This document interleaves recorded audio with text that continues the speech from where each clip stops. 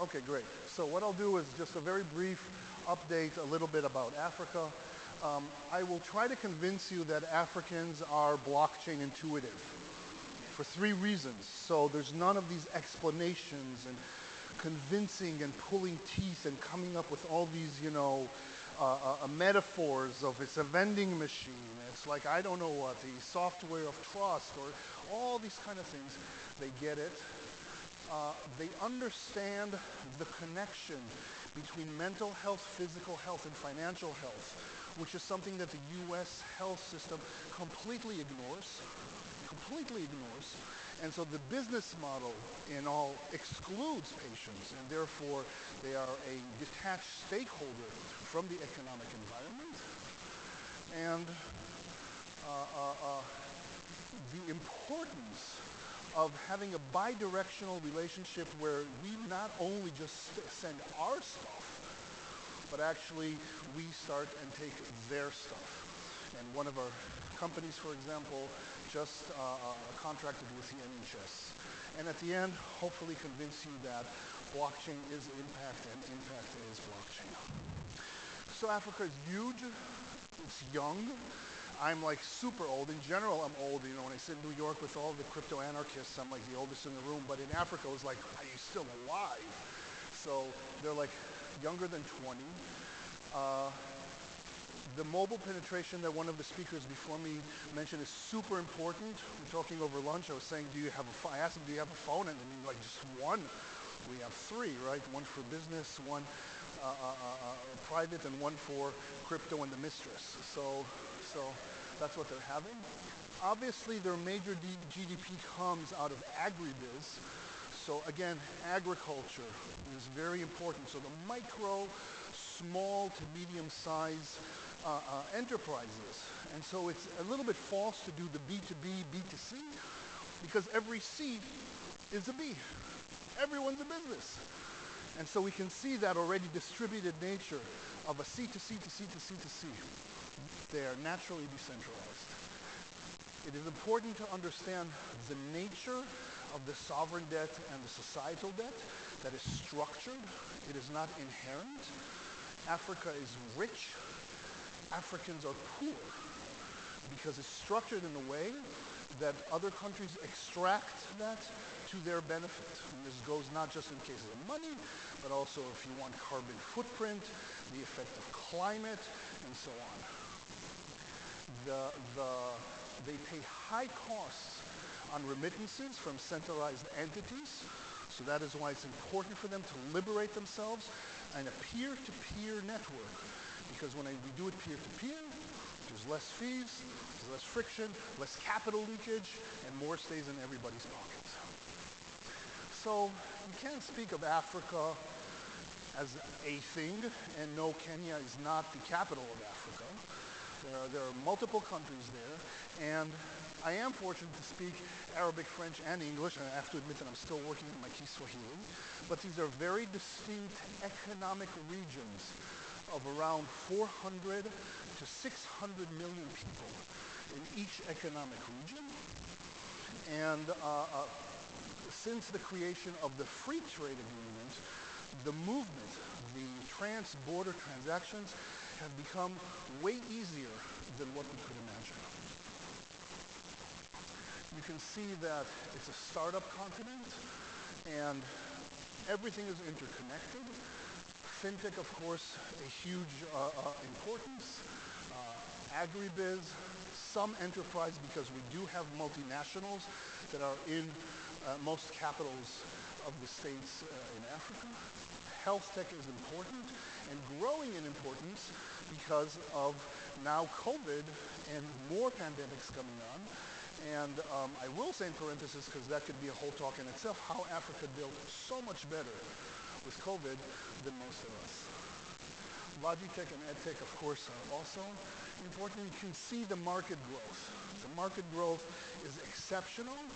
Maybe in a separate talk I can explain why in Latin America it looks different, but there is a huge difference in how economies are structured that causes this differentiation. And there are, of course, unicorns. Some of them I work with. that are on this wave of investment that is coming into the continent. Now, the first reason why Africans are blockchain intuitive is because they don't trust anybody. Okay? Nobody's sitting there in their room saying, oh, look at me, I'm making $5 a day. Let me wait for a check coming from the central government for another $5. There is an inherent trustlessness that makes and creates a sense of self-agency. Now, you might say that these numbers are horrible, but actually when you go back to 2016, the United States was way, way yellow, and Africa was dark red. So we're actually seeing a movement that is opposite. And it's important to understand that and understand the resistance of why centralized authorities are not extremely interested in the technical developments that blockchain brings to the table and the transparent governance that DAOs can bring in. So we're not going to have a time to talk about nation states and network states. I'm sure that some of you read Balaji's book, and if you haven't, I recommend to look at it. But Africa has inherent trustlessness of it's all business, but it's transparent and it's peer-to-peer. The threshold to enter business is way lower than it used to be. In some places even free. And you can see that the intensive, capital-intensive, structure-intensive need for universities is not replicated in Africa. These are their universities, the innovation hubs, all these places that incubate, that accelerate, that chaperone, just like we do at Impact Rooms, all these companies. These are the de facto universities where we have people that come in, and for example, an Africa Blockchain Center, that are not just individuals out there that want to learn about trading or mining or validating or about how to code in Solidity, but also learn how to integrate that in wherever they come from telecom, from banking, from energy. And so the trajectory that I had that started about, I want to say 4 years ago, 3.5 years ago, on the heels of Ebola and before COVID started, and actually I came to the States, and a week later COVID started, and I always think that if I would stay a week more, I would still be in this beautiful island near Zanzibar. But the point being that the journey that I had with them represents that holistic view that they embrace in their building of infrastructure.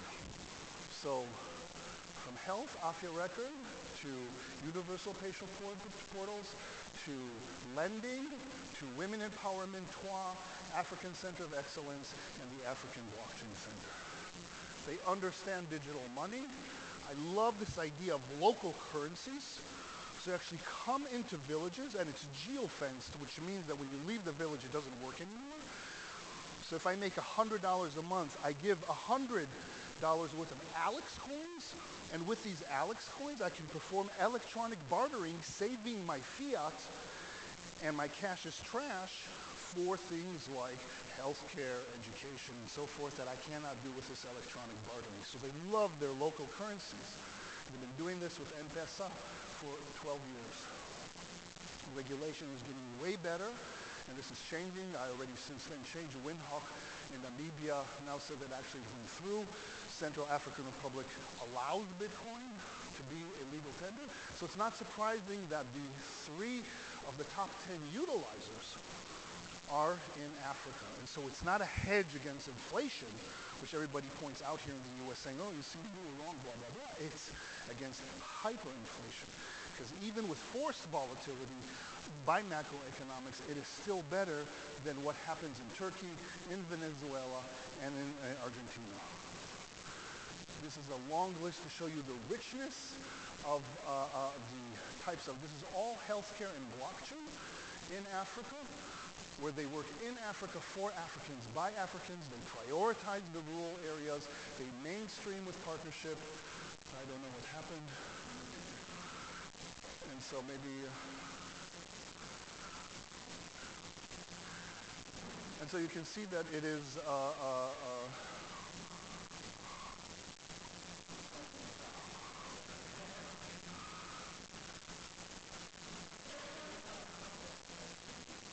claim my time. Any questions until now? Anybody want to go with me to Kinshasa tomorrow?